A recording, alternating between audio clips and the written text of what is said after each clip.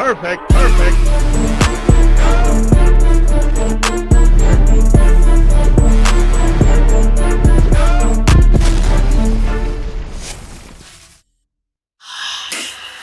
I'm weak. Once again. Hold on, it's kind of loud. RCTV. You know about that? I don't know about that. Hey, you gonna learn today. Welcome back, reality check. Extra. Always. And we back In the building. Yes, I'm trying to sir. see. VT over there. Xay over there. And who is you? As you can see, we have a new face Hey, on the podcast. you're about to Another learn guest. today. So we have. Wait, give your handles. Give your handles. Oh, _Jamaican Empress. You can follow me on Instagram. Not Snapchat. That's for personal use. Oh, respectfully. You gotta earn that. You gotta earn that. We have one particular topic we want to touch on, but then you know how we be. Yes. We're getting into life. It's a family. Y'all sitting on the couch with us. And we actually legit are family. For real. We go way back. No, yeah. This is big sis right here. Yeah, From a long time. So, first thing, I won't even say, well, it's not even new. How long have you been doing? About 3 years now. Oh, Yeah, since 2020, January 2020. yeah. So, this woman right here is actually an electrician. Yes. In the industry, Yes. intelligent mind right here. Yes. Big brains. So, we wanted to talk about, and she was interested to talk about as well, being a woman in the industry and in that particular field and being in trades and whatnot. But not just a woman, being also an ethnic woman. Black woman. Black. Hey, I was gonna say hey. it's strong.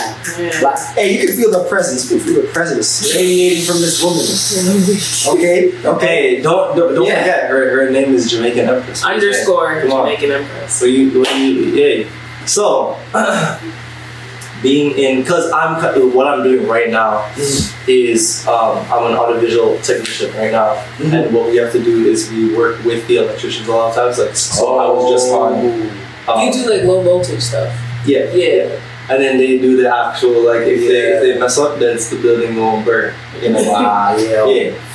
I'm doing like speakers and whatnot. So like if I mess up the wires, then You'll just see a puff of smoke. That's about it. Okay. The appliance won't work. But then people can die. It's Large So- scale. So don't mess with us. Yo, if you don't want your house to be gone, don't mess with these. Yeah, you know what I mean? So speaking on, I am curious at least. First of all, how much do you actually have to do math, like while on site? It depends on what department you're in. Like my department right now, I'm in finishing, so I'm just doing like finishing the suites, like putting on plugs, switches. Like if the wires are missed, I run it. Like the only time you ever need to really use math is if you're doing measurements. Right. But guys that work in like distribution, which is like the generators, the transformers, like downstairs in the parquet, they use a lot of like trigonometry and algebra to figure out. Trig. Yeah. Okay. And do you have other female people working with?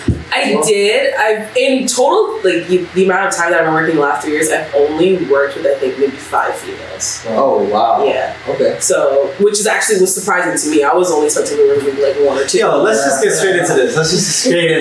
Why do you think that is? Like, why do you think it's like more of like a guy thing? Because that's how it was back in the day. The mom, the wife stayed at home with the kids. The husband went out to work. They were firefighters, police officers, tradespeople. Yeah. That's how it was. I am a woman in a male's world. You know what I mean? Right. So it's like, I'm trying to punch through the glass ceiling. Right. It has its its times, but at the end of the day, I'm doing this for me because the reason why I got into this is because I went to school to actually be a counselor. Okay. And when I opened that book, I was like, yeah, this is not for me. Straight up. I finished my semester. I did good in my semester. Don't get me wrong, but I just didn't click with it. I didn't love it. Yeah. So and like I sat at home for an entire year, and my mom was like, I told my mom I was like, I don't know what I want to do with my life. She's like, get a trade.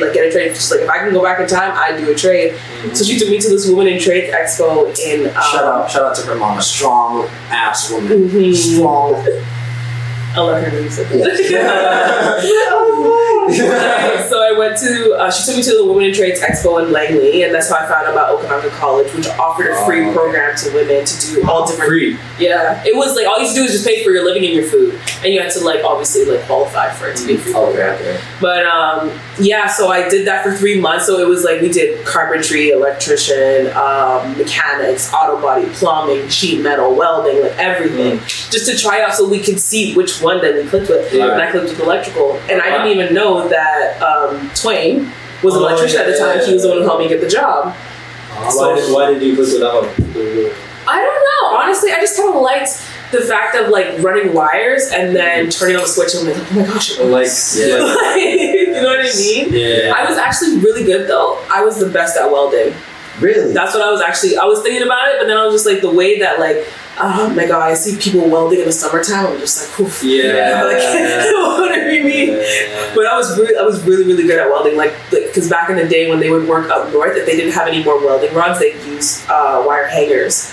And then the teacher saw how good I was, so I had to demonstrate using a wire hanger in front of the class, and I still killed it. Wow. Yeah. That's respect. I feel like I would never do welding, but I think the process of welding is actually so useful just because like it's almost like woodwork, how wood, like working with wood is so useful because you just put screws together and make a shelf or whatever. But then metal is obviously more durable, right? So it's like the ability to just put like a bracket on such, and then it's welded on there, and now you don't have to spend like $200 on something that. 100%. If you ever go to Richie's house, I welded a piggy bank for his kids. Really? Yeah. He asked me to do that for him, so I made one for his kids. So explain how is it actually like? Let's go two ways though. But firstly, how is it like emotionally being in kind of like a very predominantly male dominated environment? Let me tell you, there are the days that like guys make a lot of sexist jokes, and now they also make sexist jokes while I am there. So like saying that like women can't drive, or like women are this or women are that, and I'm just standing there just like, wow. You know what I'm saying?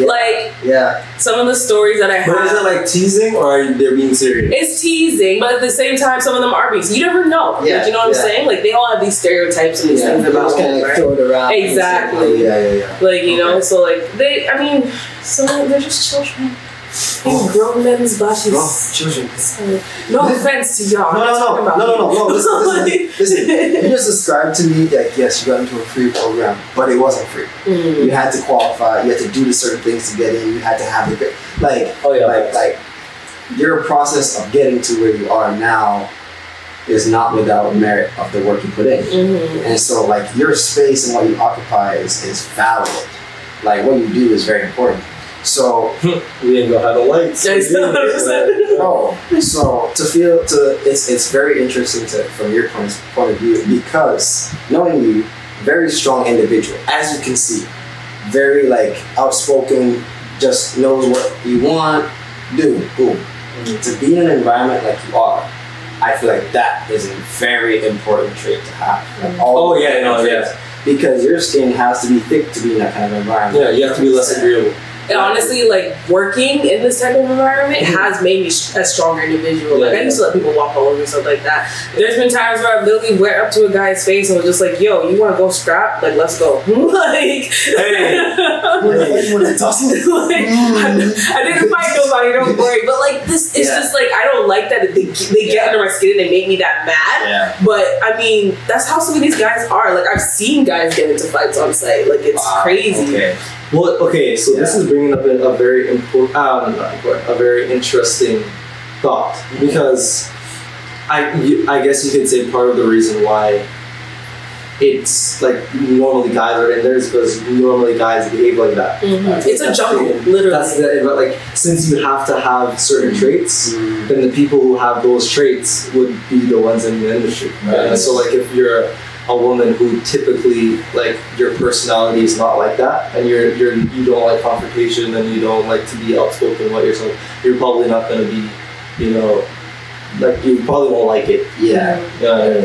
You have to be tough, and you have to like not give up as well. Like you have to believe in yourself and know that like, hey, like this is just work. These are just guys. I'm gonna do my job, cash my check, and go about my business. Right. Like you're doing this for you at the end of the day. Cash my check and go about my business. Like, No. That's serious. Oh, That's serious. but like. No. That's serious. That's serious. But 100%, like Yeah. I'm doing this literally because I didn't want to be sitting at a desk for the rest of my life. I wanted to be up and active and doing stuff. I'm doing this for my future family, you know. Yeah. Like the type of economy that we live in, you gotta be having like, horrible. So I'm just like, you know, like my foreman he likes to show off about what he makes, but my foreman he makes about $140,000 a year. So like his taxes, what I got paid this year. Wow. When he paid in taxes, that's what I made in the year. That's crazy. Yeah. Okay. And so something that you said that I thought of was you were like, oh, they get on my skin sometimes. And it reminded me of this quote or this video I saw a while back. And it was like, anybody that can get under your skin or get to you has mastery over you. And I think about that a lot because at the time, my brother Benjamin, you can Benji, shout out to Benji. My brother, bro, he can just he's so lovable and so energetic, and sometimes I just want to like just chill. I was like, oh, saying the most random things a child would ever say. And you know this. Oh yes. And I remember seeing that quote, and it just kind of like the awareness of it helps to kind of mitigate that, like, oh, like, why are you bothering me right now? Yeah. I'll be like, just let me have my peace, or like, right? So, but then also like you can kind of move in love in a sense of like he's 13, 14 now. I think back to when I was at that age, and you can kind of like be like, okay, like you're still growing, and in your case, you can be like, these people are low-key, they're just ignorant. 100%. They're set in their ways. Yeah, 100%. So in a way, you've now moved in a place where you've gotten back your power. Right? Yo, now let me ask a line question. You guys, if you've been a part of that, you know about my, line question. Watch this. Yeah. So, where... We talking to him? The camera. Okay, look. So, this is a question for both of you, but because it can apply to a lot of stuff. But where is the line between, like you were saying, if you're being annoyed by somebody or somebody's frustrating you, or like in the workplace, oh, these people are aggravating me, such and such. Right. Where's the line between doing what you said and saying, you know, like I need to switch my mind so that these people don't have power over me to like change like my emotions. Yeah. There's that, and then also there's another side where it's like, also though, feeling aggravated and frustrated at certain times is a human trait. Like you want to smoke. Yeah, like not Yes. not that necessarily you have to act on it. Yeah. Because that's a decision. That's not an emotion. But like, because there's definitely merit in, like I'm more on the side of like obviously trying to better yourself, and like if you feel frustrated, then having the self-awareness to be able to be like, okay, I need to, you know, develop the traits to like not feel this much of this emotion. Right. But also, like feeling that emotion is low-key also It's valid. It's human, you know what I mean? So like where is that line between acknowledging that I should be mad right now? Right. I think that if it's like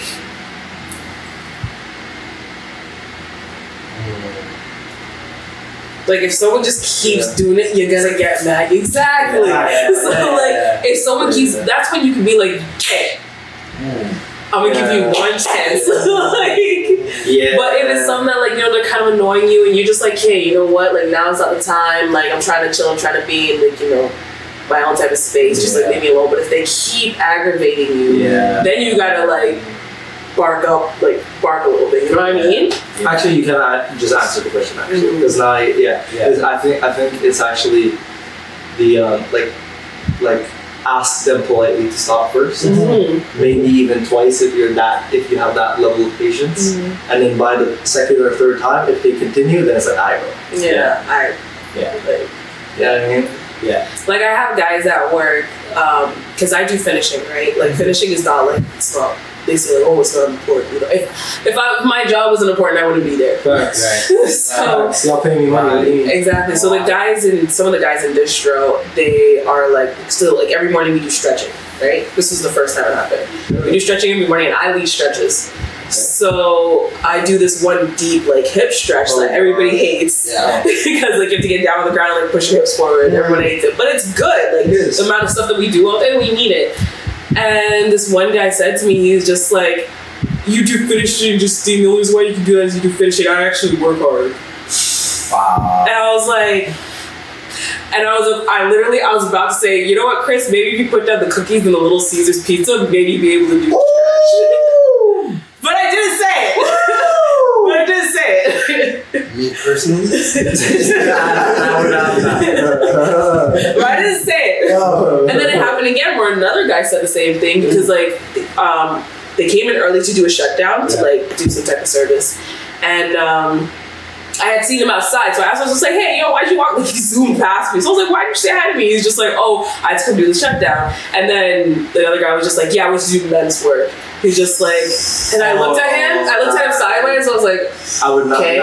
And then he said, what did he say? He was like, oh, yeah, like I don't do finishing. Like I actually have to work hard. And then my guy Ian, he was just okay, no, like stop. Like you're being an ass right now. Wow. Sorry. No, that's wow. too much. And then, but I started barking. I'm not gonna tell you what I said.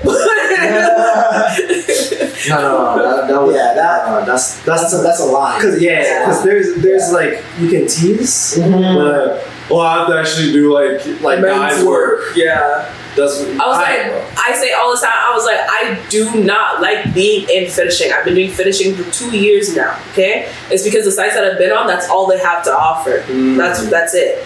And then also with this, I was on Ruffin on this tower, but I had a falling out with the lead hand. So I was just like, Ivan, I'm not working with this dude no more, like pull me off. So the only place he could put me was in finishing because all the other crews are full. So it was like, now I'm waiting to go to a new site. Yeah. So to see if they have Ruffin so that I can start and like learn from there. Because when I'm in Ruffing, all I do is boxing, which is like putting up the boxes for like the wires to be running. Easy work. Doesn't need, like I don't, like, you don't need to learn boxing. Right. Like you do need to learn it, but once you've done it for maybe like a year and a half, you shouldn't be doing that like, you know, your entire apprenticeship. Right. So it's just like branching. Like, and I work for a big company. When you know how to do something well, that's what they stick you on. There's not really any room for learning in bigger companies. But the only reason why I'm staying in this company is because they pay really well right now, and I'm trying to save up and go to school and everything. Yeah, well, like when I went to school, I didn't go back to my old one, and my coworker from that company, he started his own business, so I went and worked with him for a few months, and we were doing renos and all that stuff. So I actually did learn a lot. What's the difference between like working for a big company and small company? More attention, more expansion.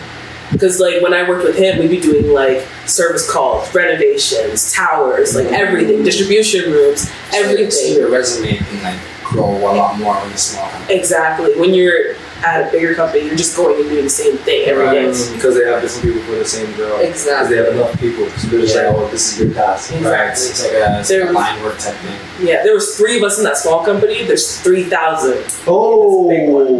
So, yeah. Wow. Okay. That's the thing. Just to we're scale. We're here in Vancouver, Toronto, and Seattle. Dang. Massive company. Wow. Yeah. Okay. West. Okay. So what would you say? Because you've always like you know each other since we were young. You've always had this like attitude of you're in your home. And so like what do you think that comes from?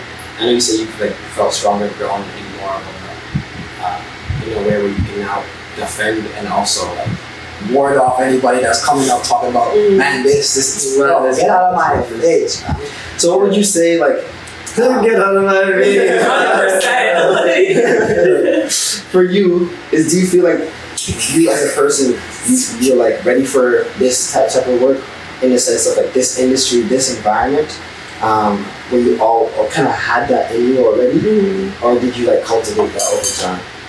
When I was in like elementary school, high school, I let people like walk all over me, push me around, like always felt like I was in the wrong and everything like that. Until I literally put my foot down and was just like, no, I'm actually not wrong. You are. Like, don't make me feel bad about the decisions I make for myself. I started putting myself first. That's the thing. So when I started putting myself first and people didn't like that, you know, when hurt got thin. Here's the thing about that like line though, like I used to let people walk over me, which is I low-key did the same thing, but likewise I feel like but I think there's for me anyway. Sorry, when you have like a good heart, that's what people see, and they take advantage of that. Because I was gonna say like, because the other thing too is that I think, at least for me, part of the reason why I let that go on for so long is just for the sake of like I couldn't be bothered to like actually start some, because I was one of those people who like I had the potential to do it, but I was just like, bro, it's gonna take so much energy, and then I'm gonna have to do this with the the after and having new friendships is hard.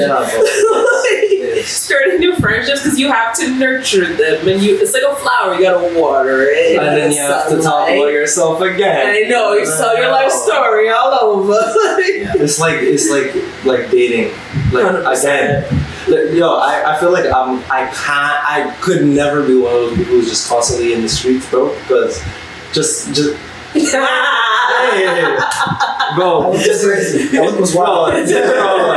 bro, I'm gonna zoom in, bro. Just like, but literally, because just the thought of like spending money to go on a date with this person. You go on like 3 dates, 4 dates, 5 dates. You talk about so many things. Then, oh yeah, it doesn't work out. Cool, I'm not really offended, but then I have to go out and find a new person and say all those same foolishness again for the second time. Oh, that person doesn't work out. Third, next person say the same things. I can't be bothered. Yes. I can't be bothered.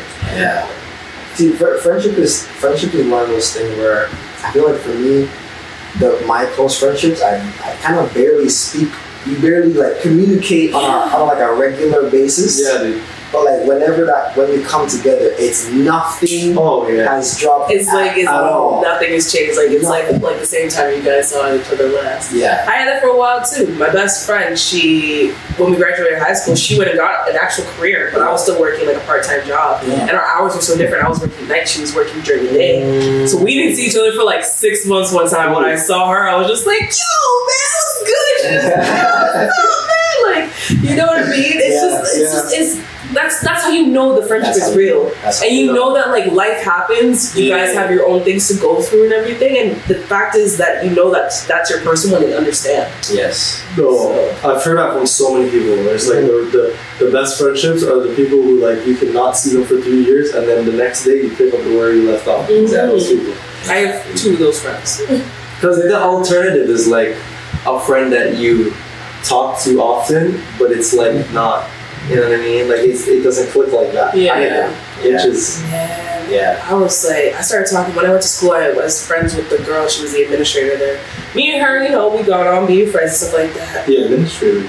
She was like front desk. She was like at school. Yeah. Oh, you mean college? Yeah. Okay. Not high school. I was like, like those people that like. But she was nice. I really liked her. Yeah. But like she called me every day. Like every day. When I say every day, I mean every day. Like she called me like after I got out of school. Obviously now I'm working, right? It's different now. Yeah. She called me in the afternoon and then like after work, and sometimes I feel really bad. I got my coworker to pick up the phone and tell her that I was busy. Wow. I mean, valid. You are at work. Yeah, that's what I'm saying. Yeah. And it was just like, I understand that, like, you know, this is a new friendship, but I was just like, girl, we could talk maybe like 3 times a week, not 7. See, Yeah. I might be a different breed, bro. Because for me, I'm not even concerned about that. But if I don't want to talk to you, I'm not going to respond. I feel bad. I just won't. Yeah. Because I wouldn't want that to be done to me. No, but like, Fair. like, I understand the like, if I've been talking to you, but then out of nowhere I ghost you, that's different. Yeah. But if it's like, oh, you're constantly, like, if you text me or something, and then my conversation is dry already, like, I'm not, like, spamming you or whatever, and then you mention, oh, such and such and such. I was like,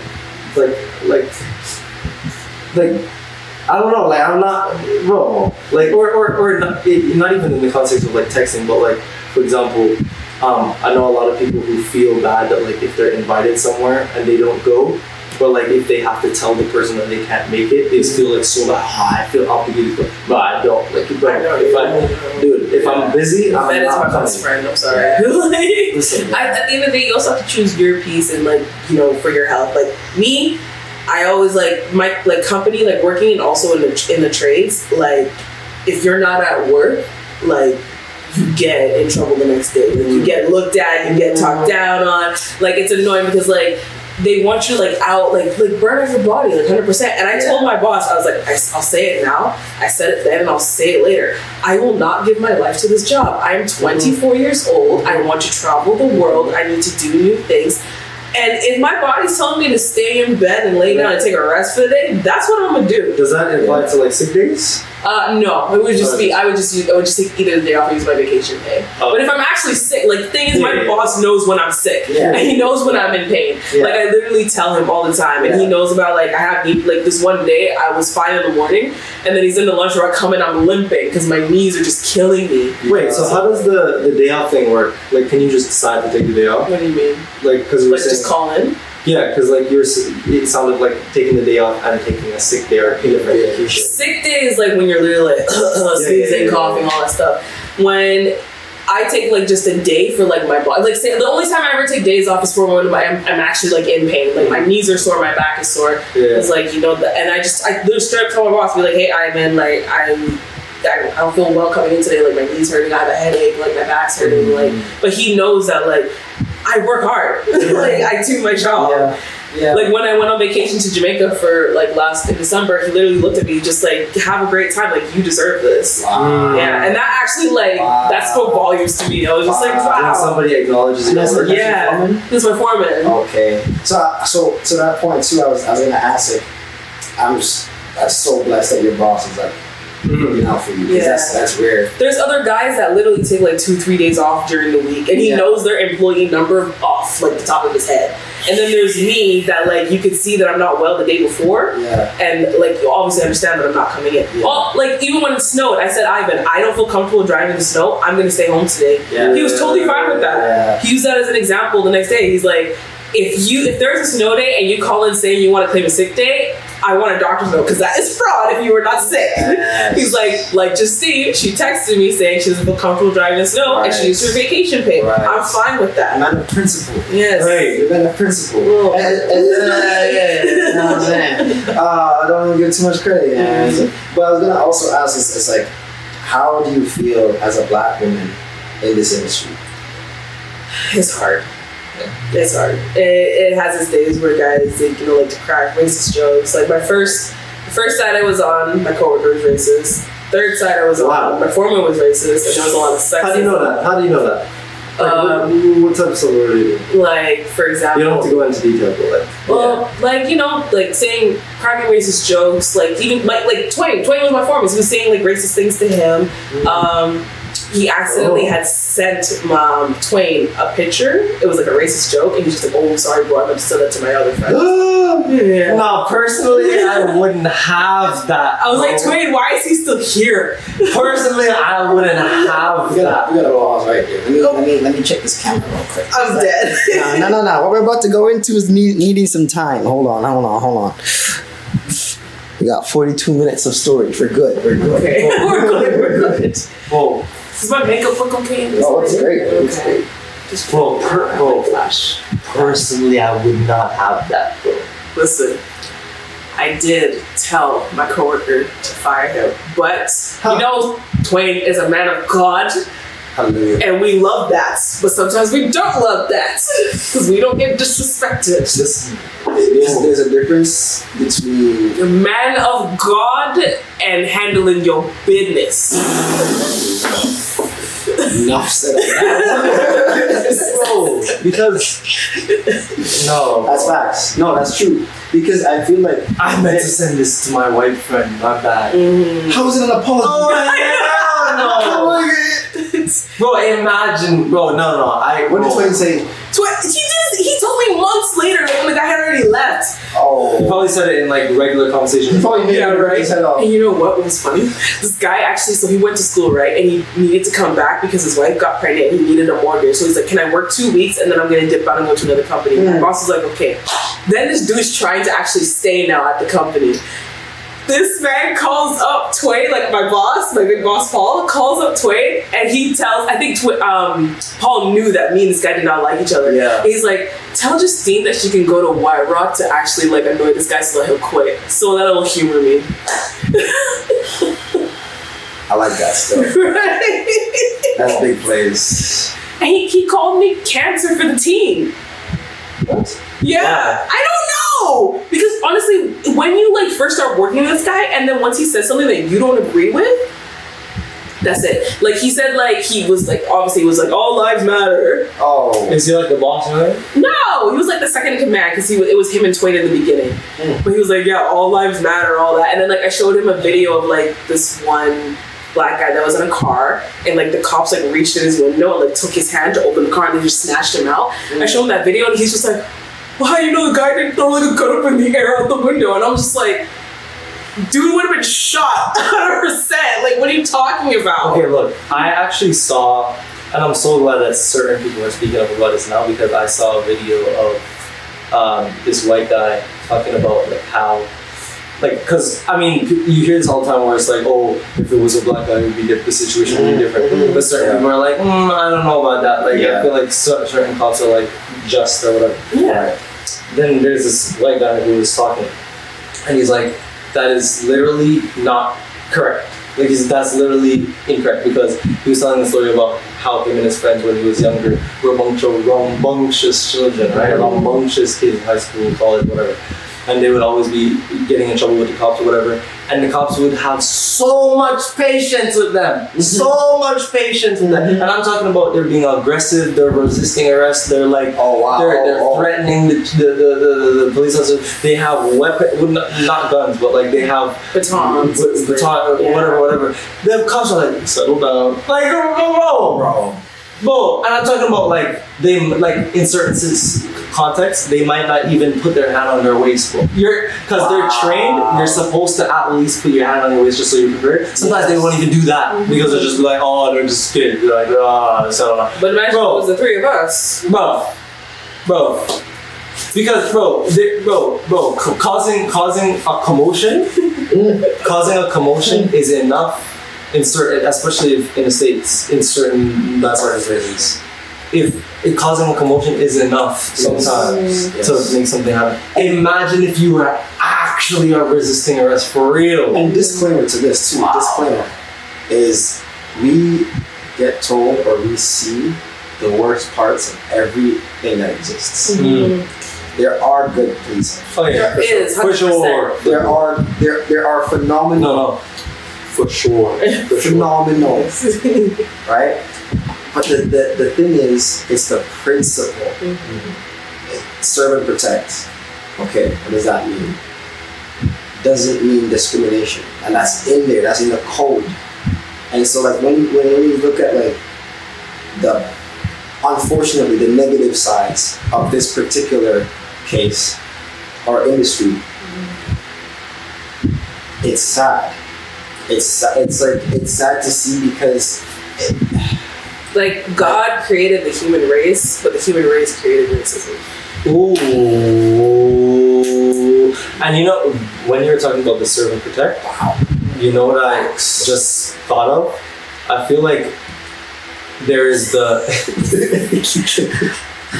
I heard that the other day from this woman. She was I forgot her name. She's that white woman that teaches racial classes. She was on Oprah, and she has that one. Remember, it was a video. She's an older white woman. She had that one girl. She was blonde hair, blue eyes, and she got upset and she walked out. I forgot her name. It starts with a J. I totally forgot her name. She was on Oprah? She was on Oprah years ago, like years. Okay. Yeah, but yeah, no, she's an amazing woman. Like she actually was teaching classes at a university for a little bit too. You are absolutely about racial injustice. Absolutely. Jane Elliott. Yes. You hit the nail on that. Jane Elliott? Yes, that's her. Her name sounds familiar, actually. I see it for you. If you see the video. Yeah. Yeah. Yeah. Jane Elliott. Yeah. Oh, I have seen some stuff about her.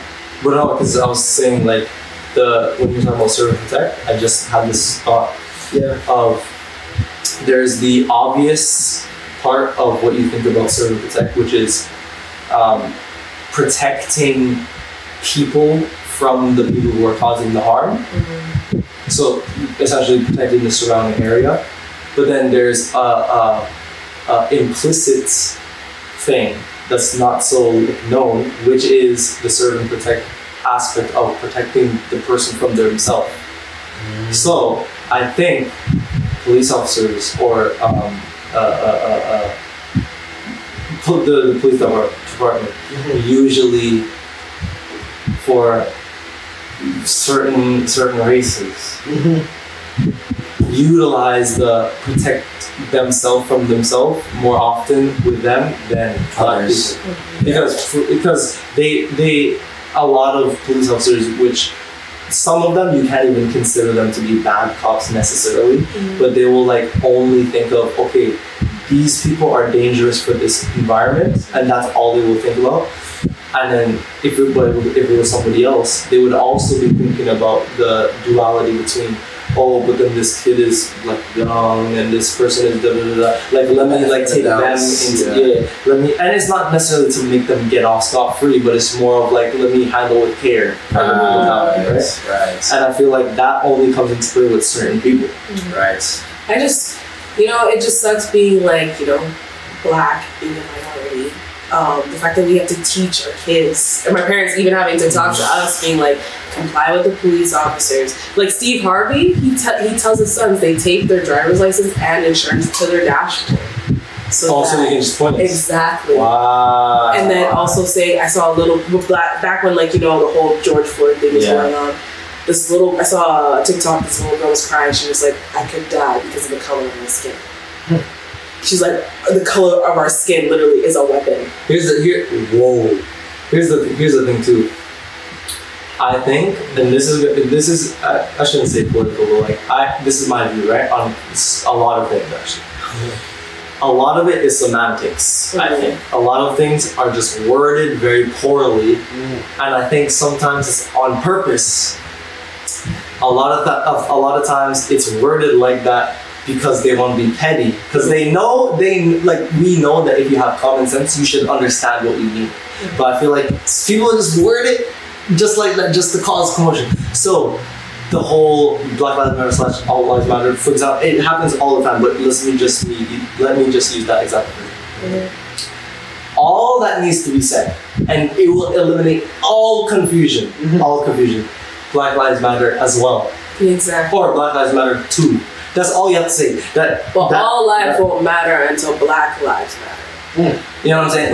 Like all you have to do is add that little word at the end, and that eliminates all confusion. Because if I say Black Lives Matter too, and you say no, okay, I already know what you're on. Exactly. You know what I mean? But if I say Black Lives Matter and stop there, then it's you're just saying that only Black lives matter. What are you not saying? Yeah, you know what I mean? And now it causes there's this fine line where it's like, well, you should understand what I mean. But then there's certain people where it's like, okay, they could either be intentionally ignorant because they want to be Aurora, or they could genuinely not know. Yeah. You know what I mean? Oh, let's just be technical, or So it's all this unnecessary confusion, and I feel like it happens so frequently with different things where it's like, just take the time to semantically word it properly. Well, even English, even the English language, freedom.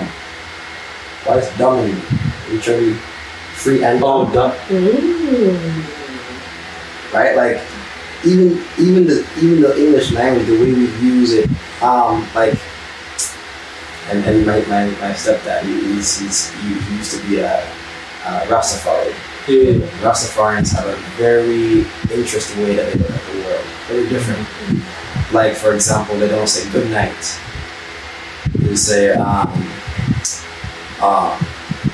me say, like they won't say, like, for example, what's an example? I went over there for Christmas and he was like, Like having good sleep or something? No. It was Let's say night. No, we don't say hello. Because why is there hell in there? And then low.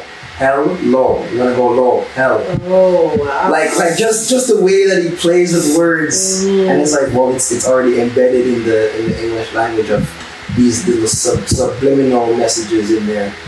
I'm just like thinking, So what do you say? Hi. Oh, Hi. Yeah. Okay. Or ja.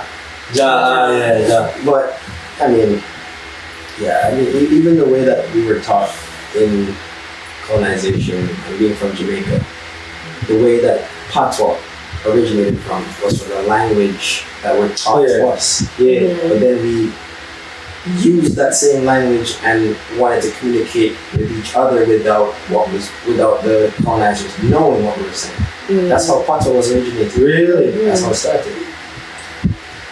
You know what actually I found out too? What? Is that during slave times, the most like unruly of slaves that was under control, they sent them to Jamaica. I was like, that makes so much sense. Unruly. Unruly, and the ones that they could not control, they shipped them to Jamaica. Wow. Yeah. That makes so much sense. I was like, my dad, Marlon. Yeah. But even on that topic, like the thing that always gets me though is the whole like realization of, in a lot of contexts, when the slave trade and stuff was happening, a lot of how so many slaves were even sold because of other black people. Yeah. Because the black people wanted to, because I mean everyone wants to be free obviously, right? So they'll be like, the one who will come and be like, oh well, you can be like free, or like you will be free of like the rule or whatever if you rule over these next black people. Or the more crazy part to me is that there would be certain like civilizations with just black people, right? And then they would be conniving and be like, oh, I can probably get off scot-free if I plan to sell these people to the white people who are coming. And the black people don't know, so they're like, oh, so it'll be like a whole spy thing where like the black spy or whatever will go over to the group of people like this ship or whatever and be like, I have some black people for you. Yeah, if you pay me such and such, or if you put me in such and such position, I'll be like, alright, let's organize that. This is the Woman King. Have you seen that movie? Yeah, no, it's that. It's that. To that point, I was thinking how we as black people are one of the only races that don't help each other out. 100%! Yo, man! 100%! And now hearing that, like, when you understand the history, you understand why. When you're like, oh, we're trying to be better than compete with each other. Bro, when other cultures move and migrate to us, they stay in one place. In one place. They populate, they pool together. Like pay the bills together. Then all of a sudden, when everybody saves enough money, that's when everybody starts shipping out. And that's how you see all these people with big houses. And it's a cultural thing. It's a cultural thing. And you see this predominantly like in the Indian culture, in the Asian culture. Like, but we as black people, we're just like, we get jealous. We're like on our island. Yeah. I'm starting a business. It's black. Like even you're okay with going to Walmart. That's the thing. You know what I'm saying? If you think about it, even the fact that like it's necessary to have certain hashtags and sayings like, oh, support black businesses. That alone, the fact that that has to be said, tells you everything you need to know. Yeah, and like people, like black people, they're just jealous of each other. They don't want to see anybody glow up. Yep. They don't want to see people doing better than them. Yep. But that's the thing. We're supposed to be lifting each other up. That's how we get ahead in life. And That's supporting each other, man. You know what's crazy? Me using my psychology mind. You know, I think probably the reason, part of the reason why it's like that is because of what we were talking about because we have for so long been oppressed. The mindset is, okay, if everyone can't get out, I'm gonna get out. Exactly. So you kind of just leave everyone behind. Now it's like every man for themselves. So it's like, yo, listen, like if I have to sell y'all so I can be out, I'm gonna do that. Right. There's also like another things like back in the day when like slave owners, they would threaten, like say if you didn't do work predominantly or if you didn't, you worked out at a certain time, they would threaten to beat your kids. So what black people started doing was beating their kids worse so that the slave owner would be like, you know what, they don't care about their kids, so I can't get to them that way.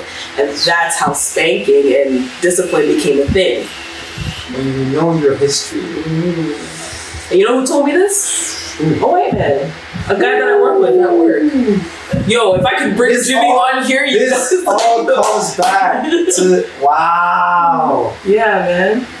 That's how it was back in the day. Which is why, and I think once you, and it's kind of a two-edged sword because I feel like it's really good to know your history. And I was gonna say something along those lines, but I just had a new thought where it's like, I also a lot of the times get exhausted when you constantly have to, like everything is related to the historical meaning of such and such and such. So it's like, bro, let me just sit down, man. Like, bro, like this couch doesn't have to have historical meaning for me to not like, oh, this originated from here, so you shouldn't be sitting on this couch. Get a different, bro. Just let me sit. You know what I mean? Like, but the thought that I had before was, like when you have that especially goes into like, for example, I have a couple friends, black women who feel a type of way when other cultures wear braids in their hair. Talk about it because of the historical meaning and the old historical meaning and also kind of the new relative like media meaning as well, which I more understand the newer media meaning why certain people feel that way, which is before when black women used to have braids, even guys when they had braids, it was seen as unprofessional, it was seen as it was seen as like ugly or whatever. All of a sudden, white people put in their hair. Oh, fashion trend. Yeah. So novel. I got a story about that. Yeah, talk on that. Man, working also in my industry, don't get me wrong, if I could wear, I call my afro my crown. If I could wear my crown out all the time, I would. Don't get me wrong, if I could wear my crown out all the time, I would. But with the field that I work in, Honda socks are down there. We'll get to later. But the type of field that I work in with silica dust, dirt, grime, all that stuff, I have to protect it. So this is why I do my braids. I also do my braids because, don't get me wrong, I love my braids. Hey, don't get me wrong, I love my braids. Rocco. But there was a time, it was actually a few months ago, I just like to get my hair braided. So I went 2 weeks without braids, just to let my hair breathe and everything, because I haven't done that in a while. So I just wore like a silk tube, and then my hood. All these guys were just like, when are you gonna put your horse hair back in? My horse hair. Horse hair. My horse hair. And then also when I personally, bro. And then when I got my braids back, I was talking to one of my coworkers, Ian. Ian sticks out for me. Like Ian knows me, knows I don't play. So I was talking to him. So I was like knelt down beside him because I was just whispering to him. I feel like a little something going on in my hair. I turned and one of the guys is like this. He's just like, can I have one of those? And I was just like, one of what? And he's just like, one of those things on your head. He's like, I want to wear it like a bandana. And I was just like, one of those things. Yeah. What do you mean by one of my braids? Are you serious? Yeah. And I was just like, are you serious? Yes. It's blatant disrespect. And I was just like, that is, dude, bro.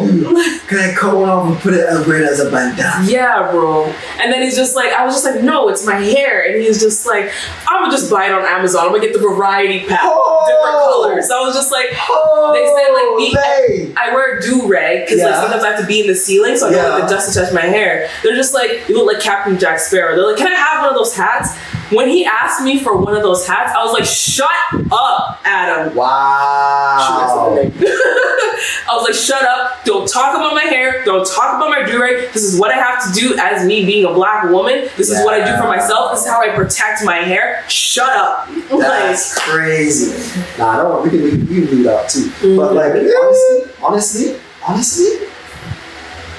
personally, I wouldn't. My soul is aggravated. I don't know when this happened. It could have been 2, 3, 5 millennia ago. I'm hurt, bro.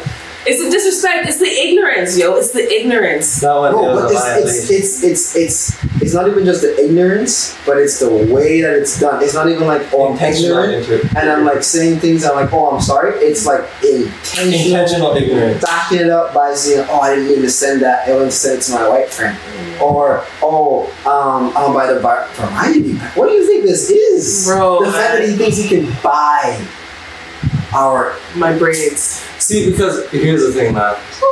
If you want to be outright, you're not even in the camera. If you want to, I'm just hurt. If you want to be,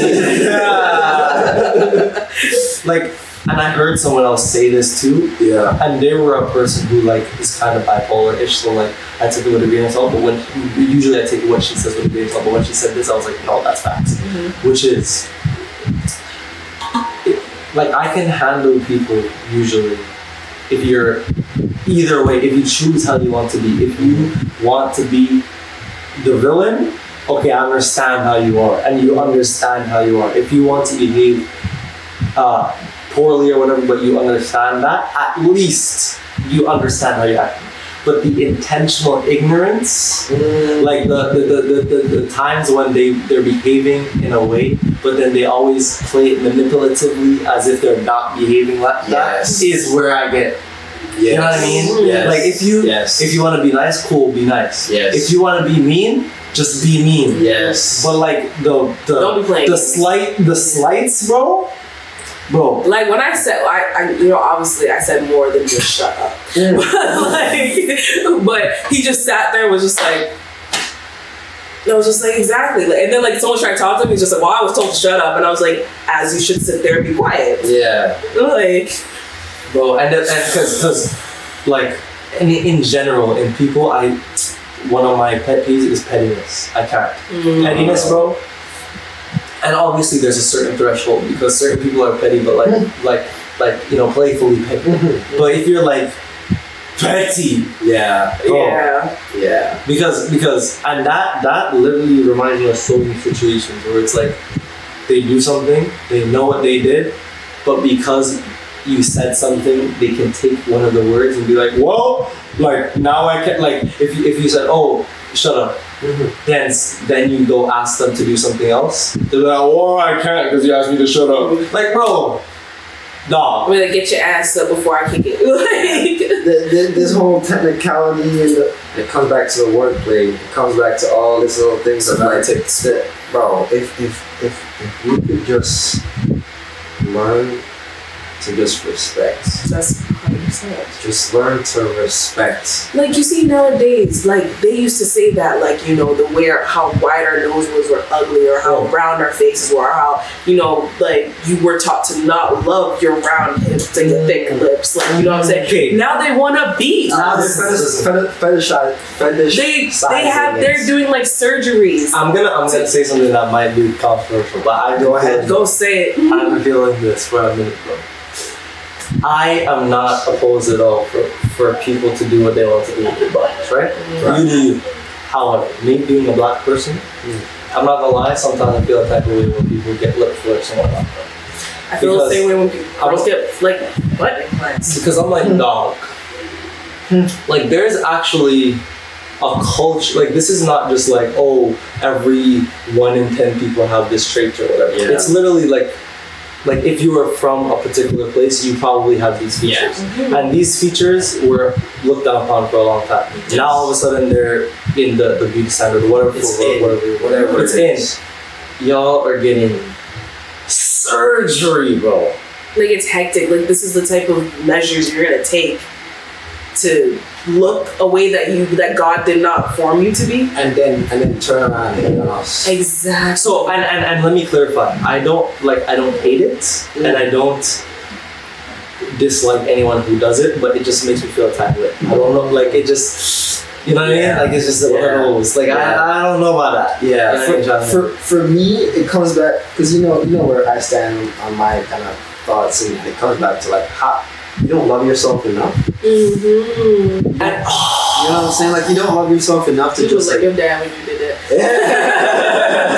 Because, and we have talked about this, but there's so many movements now where at the core of their movement supposedly is supposed to be self-love. Supposed to be. But a lot of what they advocate for and a lot of the actions that they do are the opposite. Yes. And I'm like, well, if you really loved yourself, you would be done it. Right. You wouldn't be done it. Like if you sorry to cut you, but like just on that one thing you just said is if remember we talked about if you don't love something for you try to change it, you hurt it. Oh yeah, I remember. And so many people are doing that to themselves, and it's like you have all this self-identity crisis, and I don't know who I am. Yeah, it's because you haven't loved yourself, and you're starting to change. And you're letting all social media and all these people get in your head. Like they want to talk about it's okay to be who you are, or whatever gender you feel like in elementary school. Don't confuse my child. In schools right now. In elementary, here's the problem I have, right? Listen, I'm going to be very careful here. Yeah. But my personal opinion, and this, like, I just don't understand because this should be common sense to me, is even as grown adults, there's something called an intrusive thought. Yes. And when you're a child, I could be speaking for myself, or I could be speaking for other people. But I think that when you are a child, you have more intrusive thoughts. Yes. When you're a child than when you're an adult. Yes. Or at least you have less control over that. Imagination as a child. That's what. Exactly. So, like at the bare minimum, after adults, whatever, when you have, listen, when you're a child and you have all these things, the subliminal implanting is insane to me. Yes. You know what I'm trying to say? Yes. Like the and I heard someone say this which was insane because it's one thing to be like encouraging in the way of like, okay, if they're leaning a certain way, you let them know that it's okay. That's one thing. But I heard someone say this where if a child seems or says that they're feeling a type of way or like they feel like they identify with a certain thing, you have to be like, yes, I agree, and like push them in that direction. Like they have, like they're mandated to do that. And I'm like, yo, now that's insane. Now that's insane. Because you take that into another lens.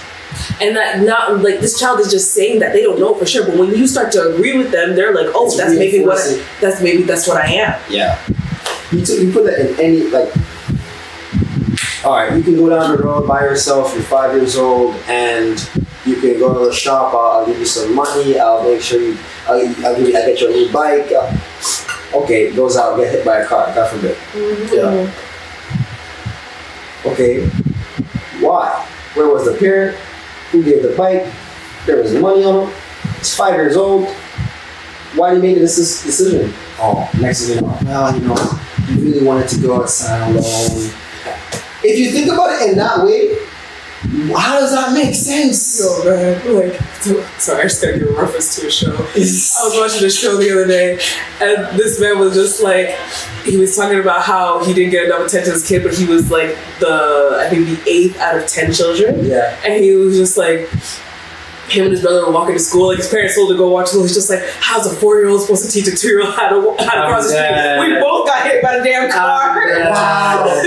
I'm dead. That's literally what it is, bro. And it's just like kids don't know that they don't know yet. Exactly. And and the thing that really aggravates me is that when people speak on things like this, they immediately go to, oh, you're not supportive. Exactly. Or like, oh, you're not inclusive. Or, oh, you're such and such. You're it's like, listen, just Think common sense. Think critically. Real quick. 2 seconds, yeah. Yeah, just let's all be respectful. Let's all just have common sense. Yes. Right? Yes. As you're saying, if my child says, I want a car at 4 years old, and I give them a car, and they crash and cause damage, is it their fault or my fault? What? That's why there's negligence involved in parenting. So it's like the fact that people are so ignorant to because I feel like we're almost getting to a point now where we feel like parents or adults directing children in a certain way is bad. So they want this is free. They want them to have free reign. The children. Yes. No, hold on. Let me talk to these new age parents. Go ahead. Start beating your kids. Whoa. I'm just playing. Whoa. Nah, but for real, y'all need to remember that you are the parents and they are the child. They are living in your house. Not your friend. Not your friend. There's time for friend and there's time for parent, and they need to know the difference between both. Oh, facts. Yo, Michelle Obama said it so nicely. She said, she goes, your child is going to need to learn things that a friend, they don't need that. They need to be a parent. Exactly. You need to be a parent. And they need to learn the things that they need to learn before they learn it, before they're 30. Oh, facts. They can't learn when they're 30. You need to teach your kids how to be respectful. We came from the age where we said, yes, sir, yes, ma'am, hello, ma'am, hello, miss, and please and thank you. Please. We don't put our feet in people's couches when we go over to their house, okay? That's facts. That's facts. So facts. You don't remember the way I got beat when I did that? Wrapped up. Chairs wrapped up. Exactly. You don't wear your shoes past the front door. Bro, serious. Cognitive theory suggests that children simply think differently than adults, while psychosocial explanations propose that children lack social and emotional capabilities that are better developed in adults. So we're gonna give some being who isn't fully developed into what we know we can be as a species the ability to change the course of their entire lives before they're fully developed. Okay, watch this. Just take this in. Whoa. Take this in. They're trying to give children basically the ability to change certain things about themselves and behave in a certain way before certain ages. Think this. You know what they're not allowed to do before the age of 21? Drink. Crazy. You know why that is? Just have common sense. Why would you not allow a child to go into a club? Why would you not allow a child to be partaking in alcohol? Why would you not allow a child to be driving? Why would you not allow a child? But you're allowing them to choose their identity, whether they want to go from male to female or female to male. And listen, nothing. Listen. Or you do you. Love whoever. You do you. But listen, especially and the thing that gets me is, listen, you do you. However, when we're talking about permanent, life-altering, that's what I'm saying. Forever. Children, bro. Forever, bro. Children, bro. They say why is it so easy for Caitlyn Jenner to change her identity, but it's so hard for Cassius Clay to change his name?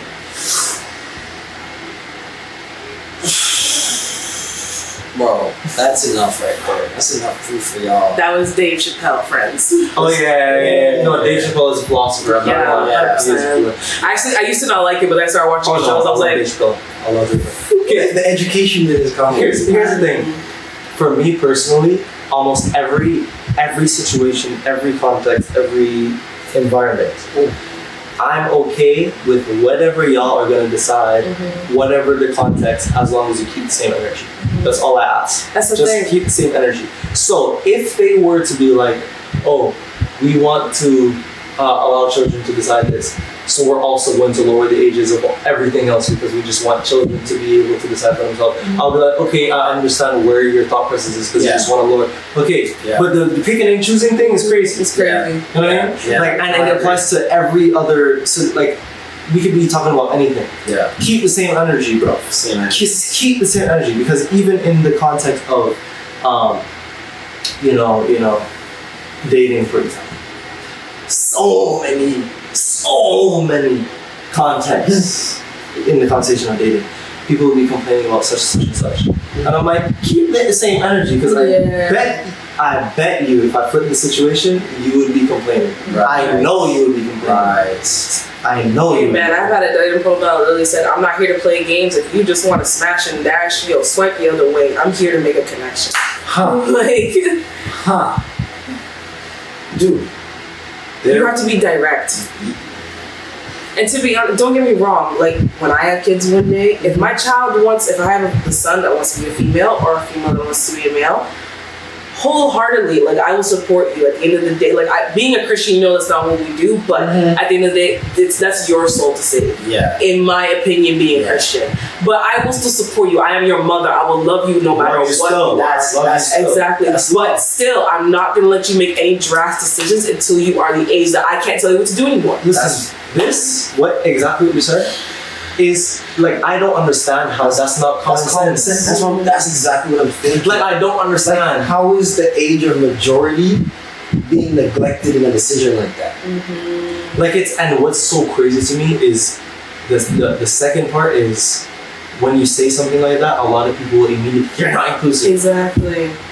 And she's talking about her own choices with her own child. Yeah. In this, like our parents would just like if we decide if y'all want to be gay and I want to be lesbian, done, disowned, out, kicked out, nothing, no ifs, ands, or buts. I'm saying I still love my child. Yeah, and 100%. That's I carried you in my womb for 9 months. I felt you kick. That's my kid. That's my kid. Yeah, exactly. Yeah. Bro, that's my kid, bro. That's me. Literally. That's me. Literally. So like, don't get it twisted. Yeah. But what we're saying is the energies. You're right. Like, call a spade a spade. Call a spade a spade, bro.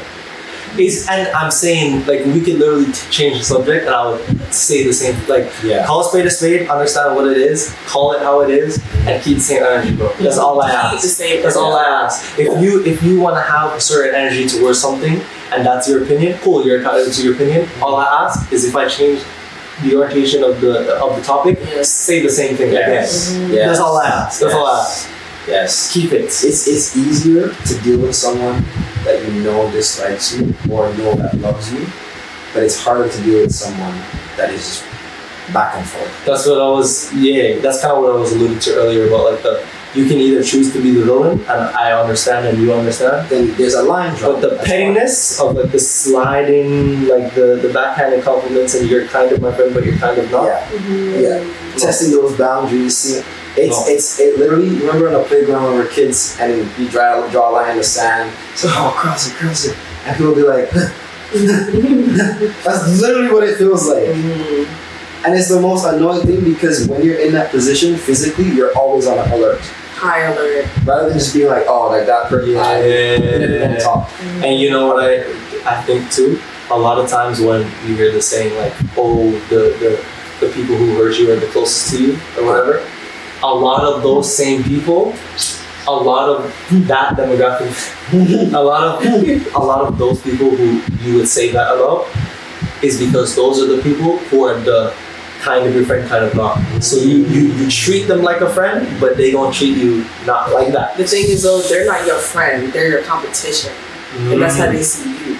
So they're just like, let me get closer and see what she does so I can outdo her. You know what I'm saying? Scar. He's gonna drop you off a cliff. Yeah. That's your brother. 100%. Oh, that's your brother. Oh yeah, what's up? Family. That's his uncle. Family. That's his uncle. Family. Bro, That's a whole other That's why topic too. Yeah, man. That's bro, what I'm and because that's That's a whole we ain't get into that. Listen, that we already unpacked a lot today. But I'm not gonna lie. We should low-key start like a series of like dissecting like movies. Or like I like that. because even animated movies, how like Yeah. Lion King, bro? Yes. Bro, Black Panther, bro? What are you saying, bro? What? Yes. Because the African continent Bro, what are you saying? is so vibrant, so rich, and it's depicted as poor and decrepit. Dude, And it's just like, this is the furthest thing from what it actually is. bro, I feel like there's a reason why when they depicted Wakanda like that, in that way, why it was received so well. Because it's like, if you really think about it, if black people did not allow these, or I shouldn't say allow, but like, if the history books were rolled a different way where the African continent was able to preserve their own resources instead of like these people taking it and whatnot, it would be like that, basically. It literally would. Like, In the whole continent, not just certain parts. it would be, because like all the resources is there. Yes.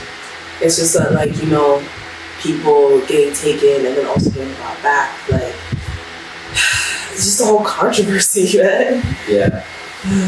Yeah.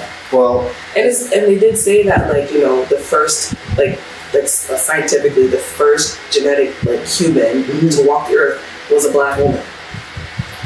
interesting. And they did say that is when, it started reproducing and when people started to pan out, that's when skin tones got lighter. Yes, it's more of a geographical difference than it is genetics. Because Adam and Eve were wrong. Jesus is black too. See, but you don't see us throwing that around people's faces. If you read the Bible, let's get it.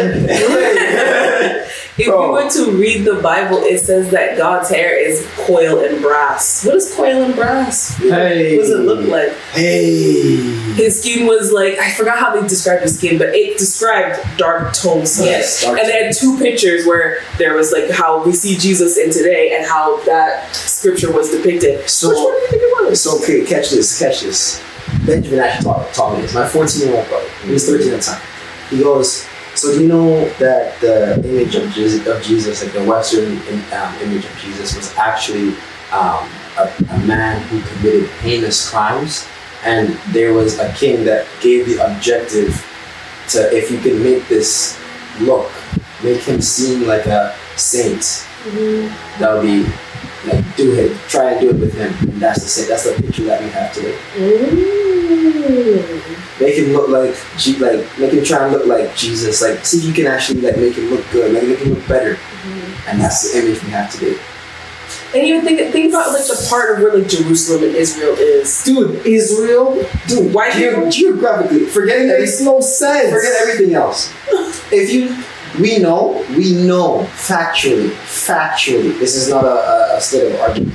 Factually, that the only difference of why our skin tones are different in this world is because of geographical location, heat, temperature, all this stuff, exposure to sunlight, all this. Correct. Jerusalem. Bro! Jerusalem. I'm dead. Weak. That's all I'm gonna say. I won't come to any conclusions. But I'll just say the facts as they are laid out. Yeah, man. I said it to some guys at work. I'm just like, Jesus is black, and they're just like, "Oh, you think Jesus is black?" I say, "Hell yeah." Well, let me not even say black, but at least Dark skin tone. You think? Maybe even a light skin. You know what I'm saying? You think this color right here? Alright, man. Oh, you know what? I was not expecting a day like this, but I thought we had this. Can we do it again? Yes. Next time we have to get more people though, because we've been supposed to do like the next group session. Yes. We've been. Yeah.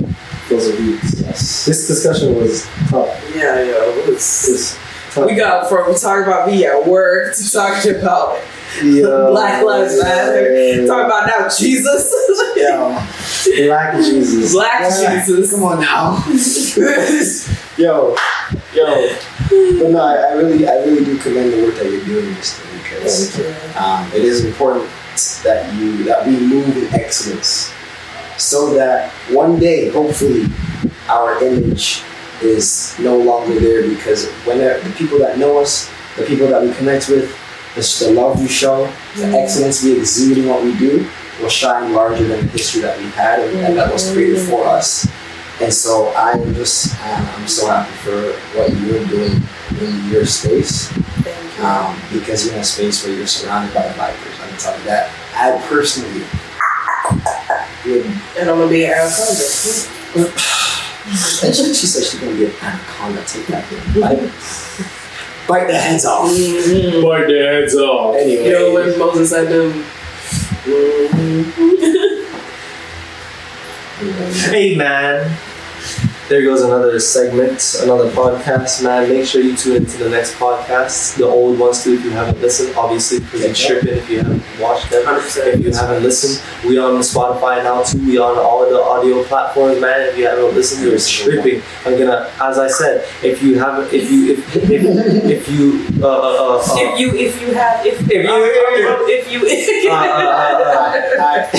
don't listen, or if you haven't listened, I might show up when you're in bed and haunt you at night. Alright? He has been saying this. I'm weak. He has been saying this. Make sure you tap in, because you know what I'm saying.